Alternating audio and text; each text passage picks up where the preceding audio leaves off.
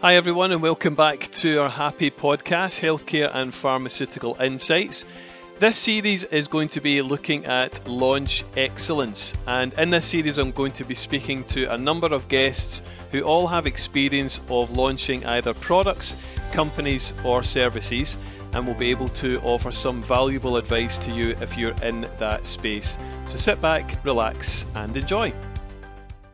Welcome back everyone to another session of Happy, and I have to say this one for me is a really, really special one. All the episodes that I've had with all my guests so far have been special in their own way and different, but this for me is one that I am truly delighted to be presenting to you. I'm going to welcome a lady who has had a bigger impact in my career than what she actually thinks. And I think in many ways I probably wouldn't be sitting here doing what I'm doing, being involved in this industry, if it wasn't for this person. So I'd like to welcome Jill Ellul to Happy today. And you'll find out a little bit more as we go on in terms of how I know Jill so well. But welcome, Jill.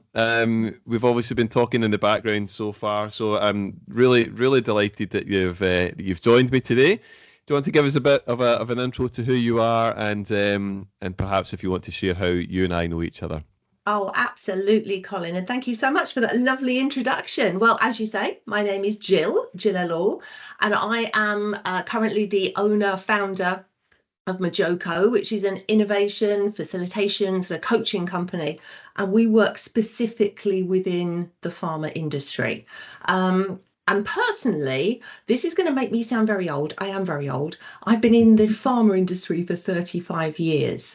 And you and I, Colin, met when you were a new young rep in one of the teams where I was a sales manager, sort of starting out as my first, I think it was maybe my first sales manager role. Mm-hmm. And that was, I'm not going to say how many years ago. That was a few years ago, but not as many as 35. It was a few years ago, but you haven't changed. And if anyone watching this knows Jill and knows Jill from the past, no word of lie, she hasn't changed a bit. She still looks the same as she did when we first met. So great. And you've been we've both been I've not been part of the industry maybe for quite as long as yourself, but you've been part of this industry for a good length of time. Who else have you worked for, Jill? And do you want to share just who else you worked for? Yeah, no, absolutely. So I started my career with GSK. And at that time, I was one of the non-promotional respiratory care associates as part of there. So we were responsible for setting up asthma clinics and all that good sort of stuff. And then I became a promotional rep, so with GSK, and then a training manager, a sales manager with Innovex as it was then, and then went on to work for many, many years with Abbott in a huge variety of roles, for not only training, but business excellence, customer excellence director, and then obviously with AbbVie. And my last role within sort of in-house was with AbbVie as the European innovation director, which was my most favourite role ever. It was just the best thing. And it was, it's the best role when other people come to you and say, I wish I did your job. So yeah, it was great. It was great. Good stuff. And you're now located over in sunny Dublin.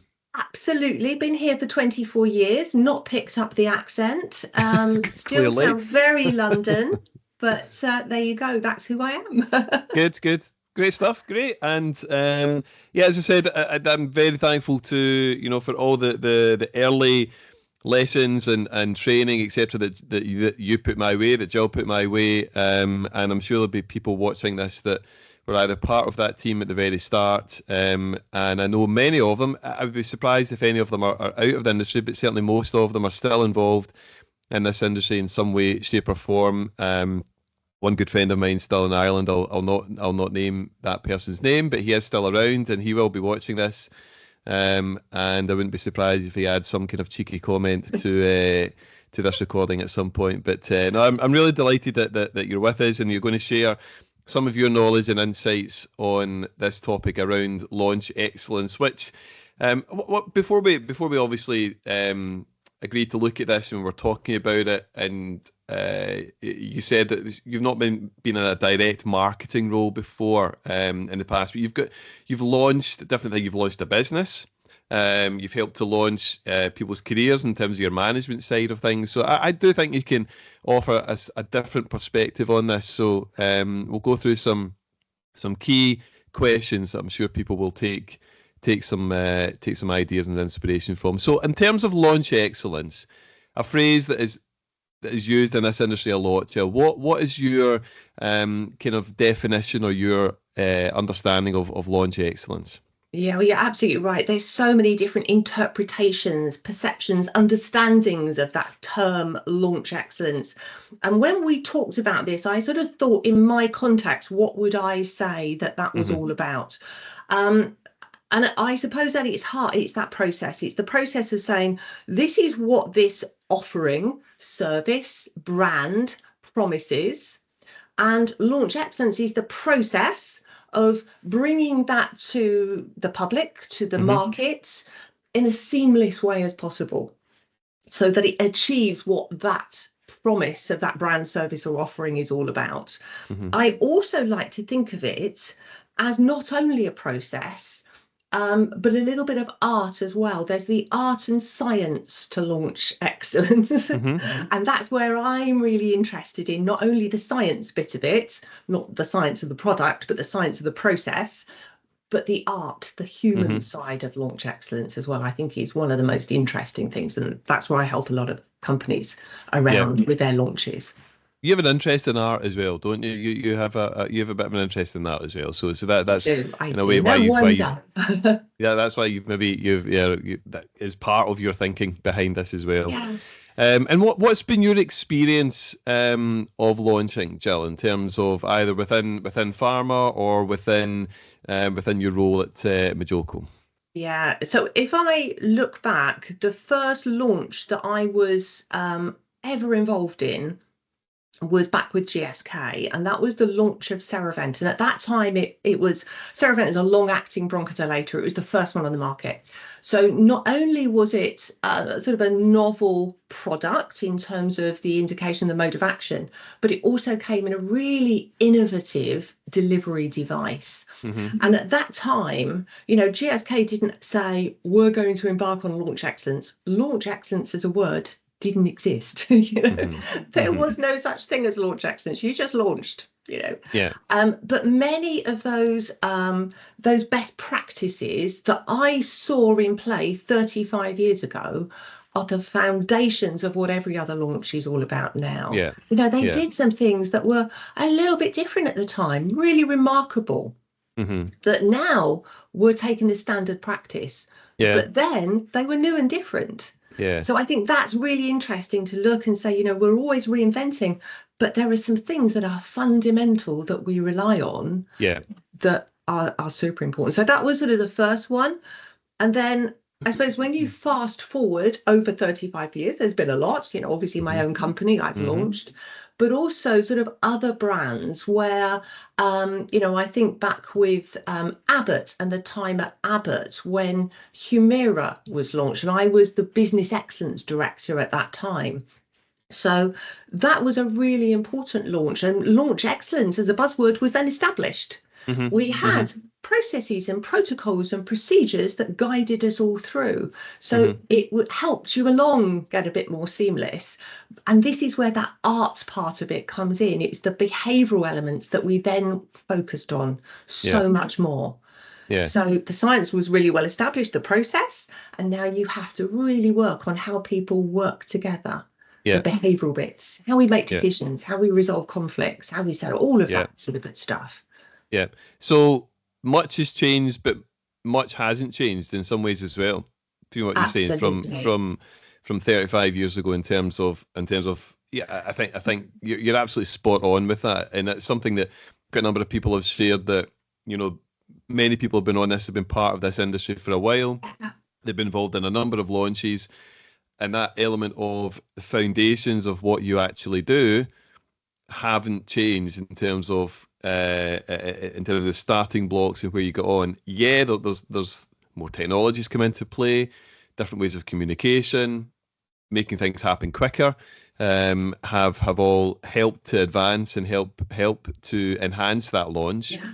But as you say, a lot of it hasn't really changed in the background as well. Absolutely, because people are involved in that process. And whenever people are involved in that process, there's that art of behavioral science that goes behind it as well. And undoubtedly, launches today are far more complex than they were 35 years ago. There's so many different pressures at play.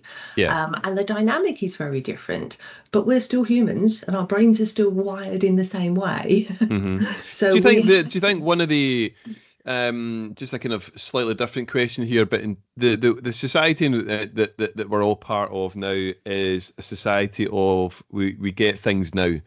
You get things, you search for something, online, you get an answer to that now, which in 35 years ago, was harder to do. Do you think the timeline of when a product at the initial stages to when it was launched has changed in terms of where they want to be? Is that come closer, or do you I think think that that's timeline? absolutely Yeah, fair to say. It sort of accelerated the pace at which we need to work. The yeah, expectation is much higher now that we can do things a lot quicker because we have technology, because we have all the support around us too. yeah, But I think yeah, we can't lose sight of those fundamentals. And as you say, people with a lot of experience in the industry know this really well.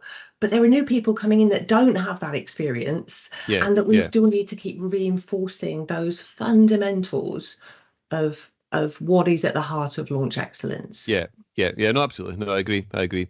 Good, excellent. So, some of this you've already touched on, but moving on to our kind of next point, our next area to think about. What are some of the key things for people to really consider when it comes to launching? So I will always fall back on my 3 Ps of preparation. What are the 3 Ps of preparation? The first one is being focused on the payoff. Hmm.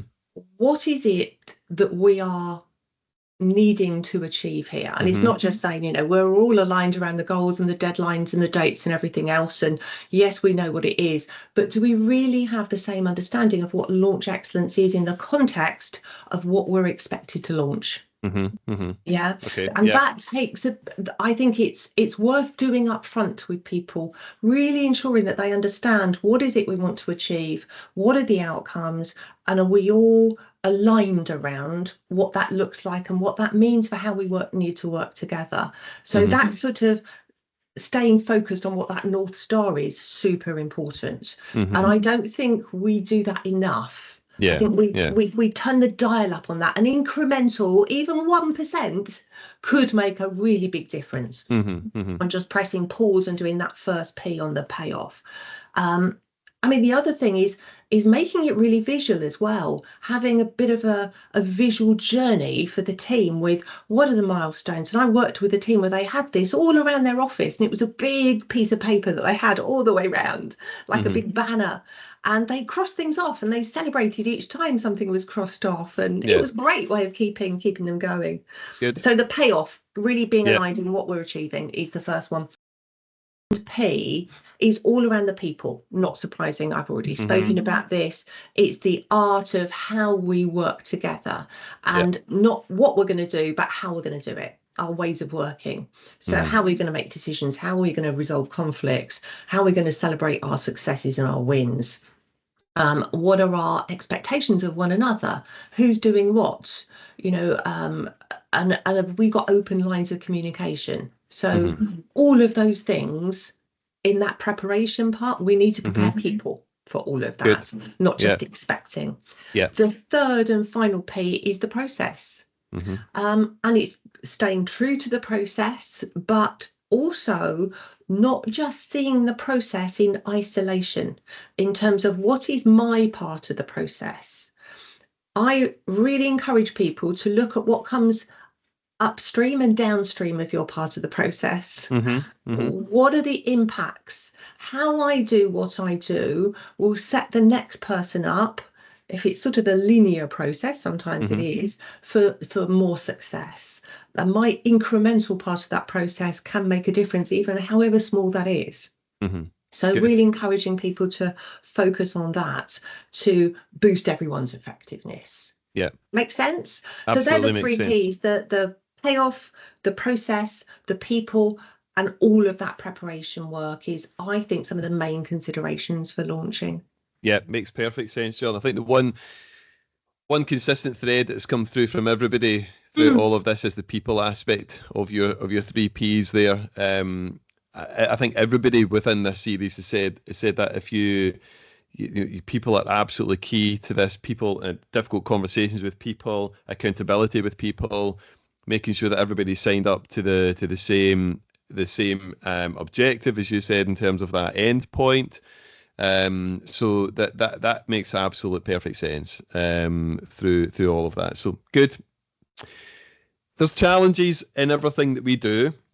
There's challenges in each day in terms of in all our roles, etc. And that is clear within launching as well. You see there's challenges within launching. What are some of in your experience of launching?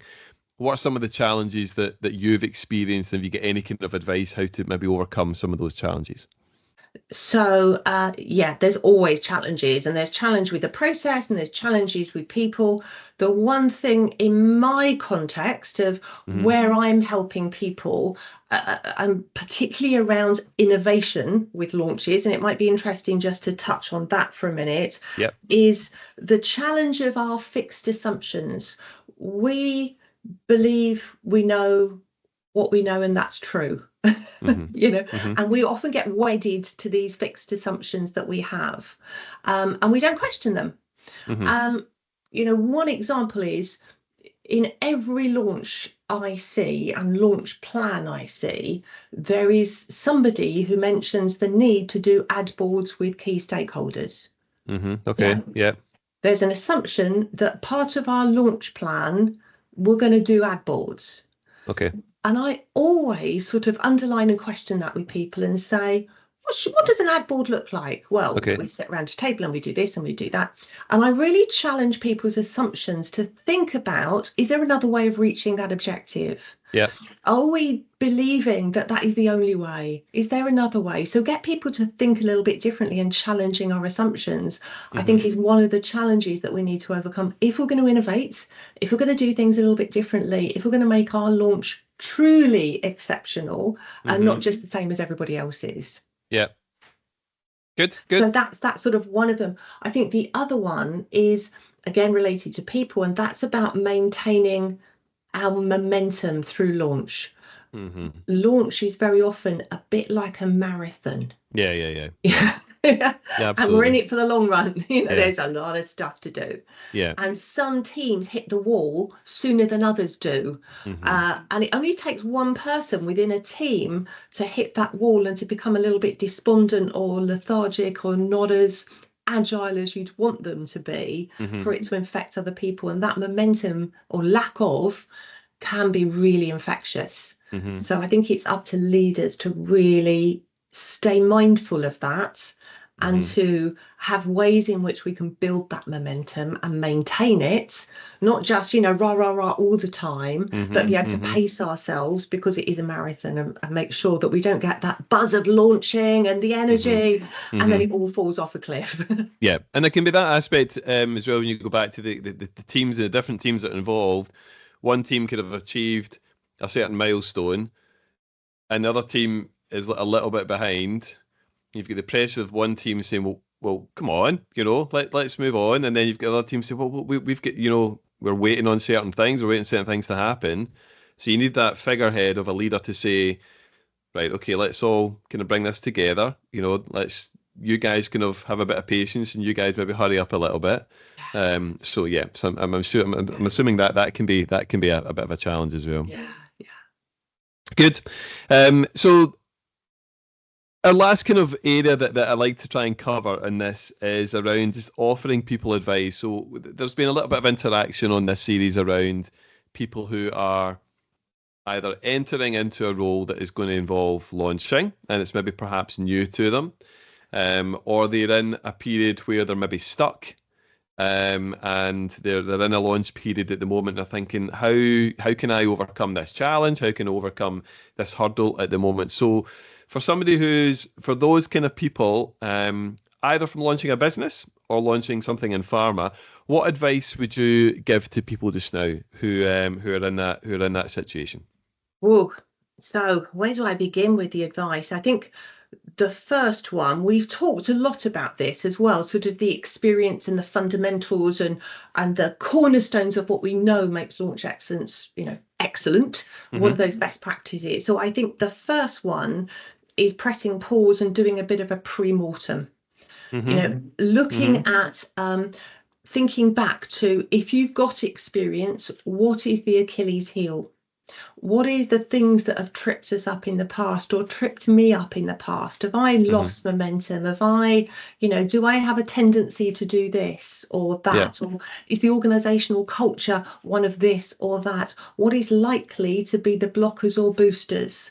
So doing that pre-mortem and thinking about, and doing that as a team is really helpful. Looking at the DNA of the why that's happened, and what I can do with that knowledge. Do I need to mitigate something? Do I need to turn the dial up on a particular behaviour? If I know communication is really the stumbling block here, what is it I need to do now to make sure that doesn't happen again, or to over communicate? Makes sense. So I think that pause and reflection, I call it the pre-mortem, I think is really helpful. Really helpful to do.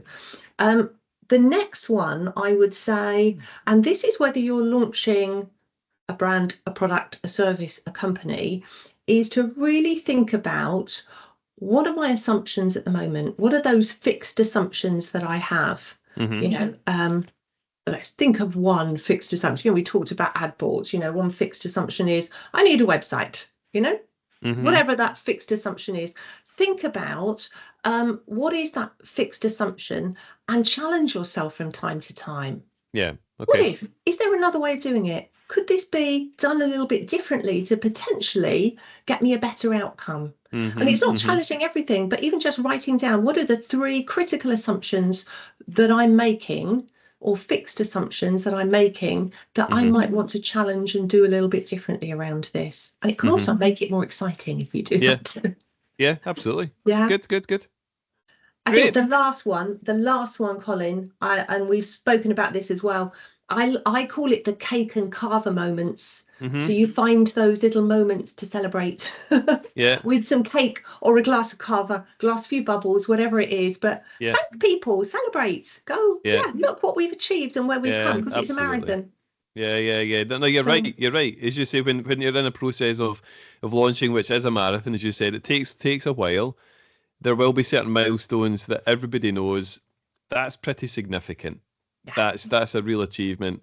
Let's celebrate that as a team, however you do that, and enjoy, because you're right. We in all jobs, and we're talking more about launching here, we do maybe get a little bit kind of deflated or bogged down in terms of the day-to-day stuff that goes on that you maybe think is not achieving much, but actually it probably is, and it probably and it has to happen in order to achieve that end goal. So you're right. I mean, I'm all for celebrating. So of course, we all like to celebrate. I think the whole constant theme here is, we very often in launch excellence, there's a bit of a rush and a bit of a pressure. We've got to get it done. There's a timeline and there's a deadline. And that means that we are less inclined to press pause. And I think many of the things I've shared is about actually just allowing yourself 5 minutes to press pause and to go, what's the next right thing that I need to do? How can I challenge myself to do this a little bit differently? So you can see I can talk forever on this topic, but I'll stop. You can, man. No, not at all. No, that's been helpful. This has been really good. And like again, like all the episodes here, it's an opportunity for somebody who's been involved in this space for a while to offer some insights and some knowledge. You and I have spoken before in the past. Sometimes in our space, which is predominantly pharma, we keep things to ourselves, and we maybe go through a period of time. I can't share that. I'm not. No, I think you are. There's an element of commercial sensitivity around everything that we do within our jobs, but there's also a lot that we can share with each other to help us, to help our industry, continue to be as successful, to help the brand of our industry have a really positive message out there. And if we can be in a position to to share that from different companies' experience and from different individuals' experience, then that's key. So that's been helpful. So, and just to wrap this up, what's the plans for Majoko moving forward then? And what's the website address as well for people to visit if they want to? Absolutely. So you can find us at meetmajoko.com. So that is our website. We've got some fabulous, really experienced farmer experts as associates that work with us, and I've got a super team that support me. So we work predominantly within the farmer industry. My passion is around innovation. So I'm a trained design thinker and innovator, and that's where I help so many brand teams with their launch strategy and thinking about innovative tactics. So hopefully that's what we're going to do more of in the years to come. Good. Excellent. Well, please do, if people are looking at this over and above our conversation around launch excellence, if there's something there that can help you and your team within Majoko, then visit the website, reach out to Jill separately around that. It's one of the best backgrounds that I've had from somebody as well. I meant to say that at the start. Actually, you're too busy looking at all the different concept, product, internet work, all the things about it. That's brilliant. It's a very clever background. I think I need to change my background away from this. Very happy to share it with you, Colin. From this grey wall. So listen, thank you, Jill. As I said at the start, I really value the time that you've shared with me, and the involvement that you've had in my career and many people's careers over the years. So I appreciate the time that you've spent with me today, and I do wish you continued success over the next few years. Thank you so much. You've been a delight. Thanks, Jill. Take care. Thanks. Take care.